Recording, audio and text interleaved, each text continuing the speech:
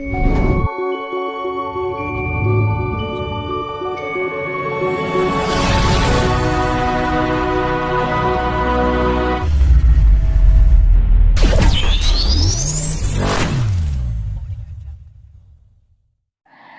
yang benar, pribadi benar, bergaul benar tadi itu ya cari gampang. Yang mendapatkan gelar Praba Raja Jagat Jawa, ceritanya bagaimana? Gini, karena itu yang saya katakan khayalan saya terlalu besar ya. Sistem politik di Indonesia itu sebenarnya sudah harus dirubah dengan sistem sesuai dengan kondisi geografis, budaya dan sebagainya lah. Oleh karena itu jauh-jauh tahun 2008 saya itu mengumpulkan raja-raja di Trowulan, Mojokerto ya. Waktu itu izin itu tidak keluar. Saya kalau sudah kepentingan negara izin tidak keluar, udah saya bobol aja. Akhirnya raja-raja diundang di sana, kok kebetulan datang semua, seluruh Indonesia. Bahkan ada tamunya dari Thailand ada, dari Brunei ada, dari Malaysia ada. Kirap masuk ke pintu lawang sampai sampai Pendopo Agung gitu ya. Terus jalan itu karena waktu itu saya dapat bantuan dari teman saya sudah meninggal, Pak Ida Bagus Suteja, itu dari asuransi gitu, bantulah. Desa yang mau dilewati itu saya beri uang 1 juta untuk nyirami jalan, karena yang lewat itu kan raja-raja sama masang janur kuning gitu. Ya udah, waduh, ruame mas, ruame di sana. Terus karena saya yang menerima, saya punya atau pakaian Raja Trah Sultan Agung punya. Saya taruh di kuburan dulu, belakang Pendopo Agung itu kan kuburan. Saya taruh di sana. Begitu beliau datang, saya pakai pakaian ganti di kuburan, udah gitu. Begitu datang, lah itu pakaiannya di sana itu, nah, di pojok itu. itu tahun 2008 itulah. Sejak itu dan terus saya rajut sampai sekarang.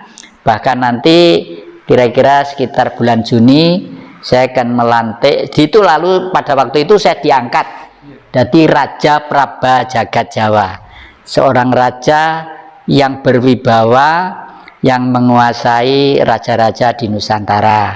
Terus kebetulan saya diangkat oleh panjenengane Mendiang Pakubono 12. Katanya saya itu sebenarnya resi, orang pendeta resi gitu loh katanya itu. Oleh karena itu saya diberi gelar Kanjeng Pangeran Haryo Kusumo Yudo. Resi, tapi kalau negara sudah dalam keadaan goncang dan kurang langsung tampil secara politik, secara nasional. Nah, beliau kebetulan dulu dengan beliau itu mendirikan satu grup pergerakan ya, dari Gus Dur ke Gus Dur, Romo Manik Suseno, lalu Ma'arif, lalu Bu Penny dan sebagainya untuk mengkritik Orba pada waktu itu. Kalau ini bahasa apa ya, yang hanya panjenengan aja barangkali terkait dengan Nusantara. Dulu kan kerajaan ya, kerajaan. Bahkan negara termakmur di dunia itu juga kerajaan ya. Sementara kita pakai sistem seperti ini. Nah, kira-kira keyakinannya Eyang, mungkin nggak suatu saat Indonesia ini akan kembali menjadi kerajaan, negara kerajaan lagi? Saya sangat yakin, seyakin-yakinnya, karena suatu saat titik jenuh itu sudah tidak ada. Meskipun istilah raja itu tidak seperti raja pakai ini gitu. Lah, zaman Bung Karno itu sebenarnya sudah sistem kerajaan. Kenapa? Karena raja itu punya hak otorisasi ya, otoriter, tapi bukan diktator loh ya, yang tegas terhadap negara ini. Kalau sekarang terlalu liberal, terlalu bebas. Ya. Kalau kerajaan itu yang jadi perampok cuma satu, cuma rajanya saja gitu. Nah, ya. Seperti ini kan semuanya jadi perampok. Semua jadi perampok, betul. Jadi kalau raja jadi perampok gampang ketahuan. Makanya supaya tidak jadi perampok harus jadi Puntadewa. Tadi itu. Bupati jadi perampok, DPR jadi perampok. Iya. Waduh, wes. Nah, Kota Malang bedol desa. Yang ini titipan Sangkan Paraning Dumadi itu bagaimana? Yeah. Sangkan Paraning Dumadi itu kalau di rumah saya di Malang saya tulis dengan istilah Asoka, bukan Asoka India, ASOKKHA. Artinya hidup itu semula adalah titik ada terbatas sesuai dengan gelombang waktu hidup dan kematiannya, karena semua itu adalah reaksi dari suci, luhur, zero, nol tadi itu, plus minus tadi itu, negatif positif. K itu ada sejak dulunya, orang tidak akan tahu, ya. Lalu KH, H itu meledak tadi itu, dari ledakan reaksi yang berbentuk macam-macam, entoh akan kembali menjadi titik lagi. Jadi tidak, titik itu sebenarnya Tuhan itu loh, yang sama lihat sekarang ini, titik-titik bentuk yang itu. Itu, ya itu Tuhan itu sebenarnya. Allah itu banyak, tapi titik itu satu. Nah, titik ini ada di otak kita, gitu loh. Terus kalau kita setiap hari yang Muslim ya, bukan saya Muslim, sholat, ya, kira-kira menerjemahkan sholat di dalam bahasa perbuatan. Karena itu menurut saya yang paling penting ya. Kiai kadang nggak bisa mengendalikan nafsu. Sudah minang gitu, tapi terkadang juga sama. Udah dengan harta dan lain sebagainya. Gimana caranya itu ya? Ya, kalau bisa apa yang diucapkan itu diterjemahkan pakai bahasa Indonesia dari dulu lebih gamblang ya. Allahu Akbar, ya toh. Semula kan begini, seru sekali alam kali ini, sekma kan, V kan, V sekma, Allahu Akbar. Jadi semua makrokosmos itu akan bersinar kepada tubuh kita di mikrokosmos dan digetarkan oleh hati. Kalau orang Nasrani tadi itu Allah Bapa, Putra, Roh Kudus, Amin. Nah, orang Islam juga begitu. Allahu Akbar. Kenapa kok nggak Allahu Akbar? Allahu Akbar kok kayak gini, kok kesini? Ya karena hidup kita itu dari getaran yang tak terbatas, lalu kita itu mikrokosmosnya, untuk supaya paham apa sebenarnya makrokosmos itu. Maka dari itu kemurahan sang makro, sang maha itu kita disuruh sujud ke bumi, tangan ditempelkan, batuk diginikan. He Jati ngerti ya, utakmu kalau ngerti ya, iki lho kemurahanku bumi iki lho, bumi iki lho ya, kemurahanku kuwi pengen gawe kerajaan wedine semene segala macam, awakmu pengen gawe berlian mas-masan kabeh ning bumi. Openono bumimu kanthi bagus. Lah bumimu ki ana sing jaga, antara lain ya gendruwo, leluhur-leluhur dan lain sebagainya. Ojo gampang ngelokne mereka sak geleme dhewe. Kowe kok malah kena gitu loh ya. Itu sampel kan sebenarnya. Sampel. Nggih. Beberapa pertanyaan terakhir. Ada di situ ada rilo, sabar, narimo, teman jujur, menumbuhkan budi yang luhur. Ya, rilo, sabar, narimo, teman jujur, mesti budine luhur. Semua kitab suci mengharapkan kita berbudi luhur kan. Bukan kita menjadi arogan, kita bukan menjadi egoisme, bukan. Pasti berbudi luhur. Dimulai dari sabar, iya sabar mas. Aku duwe duit ya seneng, orang duwe ya ora susah, ya toh. Rilo, apapun yang kita perbuat, apapun yang kita lakukan rela, ya rela. Jadi misalnya kita difitnah orang, ya sudahlah, mungkin ini karma saya, mungkin memang itu memperingatkan saya, cuma bahasanya aja yang lain. Teman itu piye ya? Teman itu meyakini bahwa tidak akan menipu dirinya sendiri. Kalau saya menipu sampean yang untung. Hakikatnya begitu. Hakikatnya begitu. Saman akan kurang, dosa saman kurang kalau bahasa agama ya. Saya yang tambah, dosa saman masuk ke saya. Jadi kalau kita paham itu enak, nggak ada. Enak, teman lah. Jujur ya jujur. Udah misalnya seperti kemarin saya beli cenil kemarin itu. Wong saya akadnya itu membeli kok disuruh udah mbah, nggak usah bayar. Air saya dari mbah semua, enggak bu, kapan-kapan aja kalau ngasih nggak apa-apa, tapi saya tadi akadnya akan beli. Ya saya kembali ke mobil ngambil duit 5.000, saya bayarkan. Itu latihan sedikit-sedikit lah, jujur ya gitu.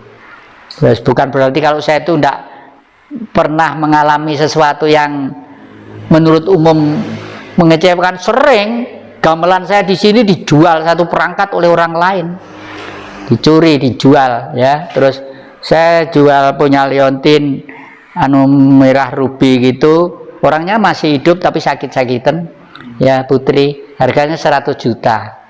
Itu waktu itu tuh saya gemar kan ngumpulkan gitu-gitu tuh, dibeli sampai sekarang 1 sen aja nggak bayar.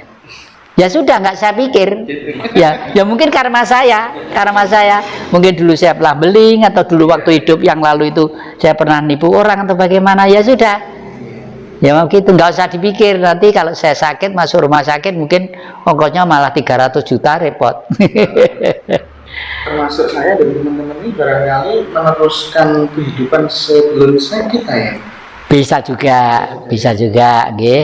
Nanti kalau Japri khusus, kebetulan saya ada tarot ya, tarot Jawa, dan saya lihat kadang-kadang hidup itu ada inkarnasi, ada reinkarnasi. Benten. Kalau reinkarnasi itu lahir kembali.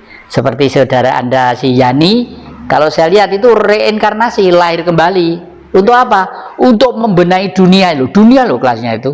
Makanya kemarin itu dengan sabar, dengan telaten saya anukan, terus saya beri contoh-contoh, nanti bajunya gini, gini, nanti ikut eyang ya ke Ternate gini-gini, tapi harus pakaian yang cantik loh ya, yang gini-gini. Itu kan dari apa ya?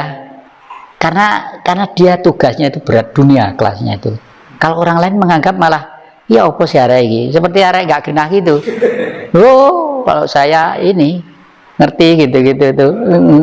Ya. Yang usianya sekarang berapa? Saya sebentar lagi 80. 80. Okay. Dari kecil ya, sampai sekarang.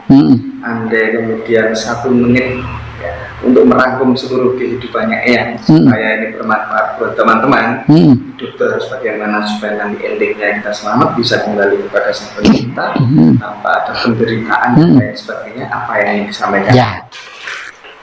Sekali lagi saya utarakan bahwa bentuk Tuhan yang nyata itu sekarang sudah berbentuk air.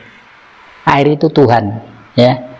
Semula api, lalu bentuknya beliau itu air. Di buku saya ada itu, sentra titik aktivitas minus, meledak duar gitu, lalu timbul molekil lalu timbul air ya, lalu sentra titik minus yang pada tubuh manusia, lalu cipta rasa karsa, hukumnya ono coroko, itu ya. Teorinya itulah. Oleh karena itu, untuk supaya adik-adik ini gampang kalau satu mau makan, sebelum dipuluk, sebelum disendok ya, harus diem sejenak lah, di batin aja.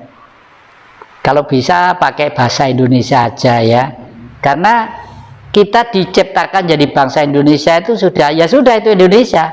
Lah orang Jepang bahasanya Jepang, orang Arab, orang wong Cina bahasanya ya dudu bangsa Arab, dudu bangsa Jawa, tapi kok berhasil semua ya toh? Ya karena bersyukur ya. Saya kalau mau makan mesti diam dulu jenak, ya seru sekalian nyalam, terima kasih atas kemurahanmu, dan khususnya Sang Hyang Sri. Saya sebut Sang Hyang Sri itu adalah dewa yang memberi tanaman-tanaman, memelihara tanaman-tanaman. Kalau bahasanya malaikat lah ya.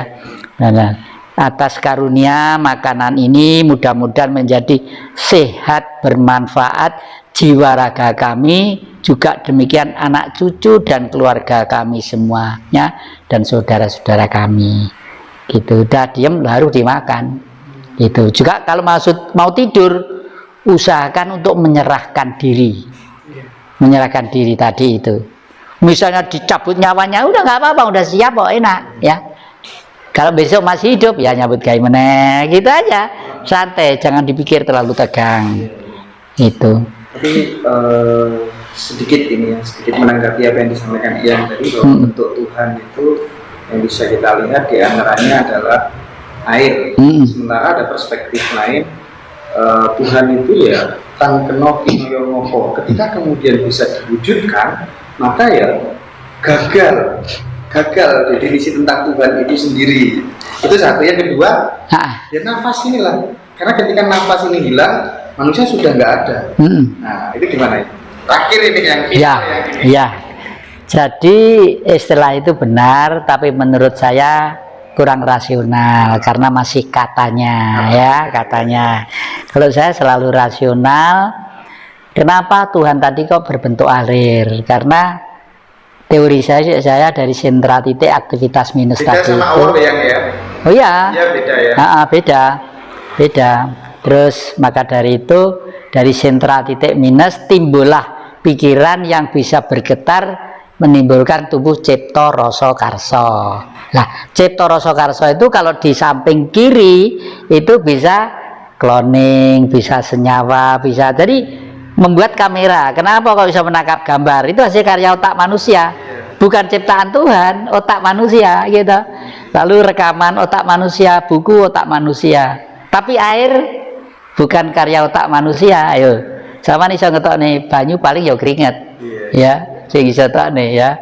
Terus di Malang ini ada tempat di Songgoriti, itu ruangnya kira-kira segini. Ini ada 3 kolam kotak. Loh kok di situ ada 3 air tawar, air asin, sama air apa yang satu kotak kecil itu, enggak ada air tawar, air asin, sama air dingin gitu, dingin. Ada 1 kotak, ya 2 meter persegi lah. Kan rasional itu ya, irasional ya, karena proses alam itu sendiri ya. Nah, jadi karena kita itu mikrokosmos tadi itu, usahakanlah kalau mau makan atau mau tidur seperti itu, sehingga nanti itu kita itu tidak akan memikul beban yang terlalu. Dan 2 yang tadi belum disinggung sama sekali, ojo lali kuncine wong Jawa dino kelahiran iki apa, paing pon wage kliwon, itu harus penting banget. Misalnya sampean punya anak hari kelahirannya Legi.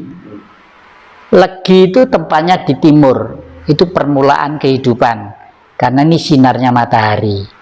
Jadi punya anak Legi ya, itu kalau bisa, kalau terakhir loh, anak terakhir loh ya, itu di sebelah timur harus dapat sinar matahari. Ya, supaya dapat sinar matahari. Kalau hari kelahirnya Pon, itu tempatnya di barat, itu wataknya air pon itu. Oleh karena itu syaratnya di rumah harus punya akuarium. Kalau bisa dikasih ikan jumlahnya 7. Maksud kita kalau lahirnya pon berarti harus ada. Iya, harus ada akuarium meskipun kecil ya. Apa yang? Ya itu karena menyatunya bahasa alam, menyatunya kita dengan makrokosmos tadi itu. Dikasih ikan jumlahnya 7. Ya supaya tidak repot-repot air tawar aja ya, ponnya 7 kalau wage utara itu ya harus ada rumah sinar dari utara. Kalau bisa membuat rumah madepnya ke utara. Kalau terlanjur madep ke selatan ya belakang dikasih ada sinar masuk, itu mesti enak mas, mesti enak. Dan itu nyonggo selawase loh mas, nyonggo selawase. Dan kunci keluarga adalah kalau sudah keluarga pada anak, kalau anak 4 pada anak yang terakhir kuncinya. Iya. Terakhir. Itu. Ya terima kasih banyak atas waktunya. Dengan panjenengan tidak bosan. Waduh, monggo matur nuwun.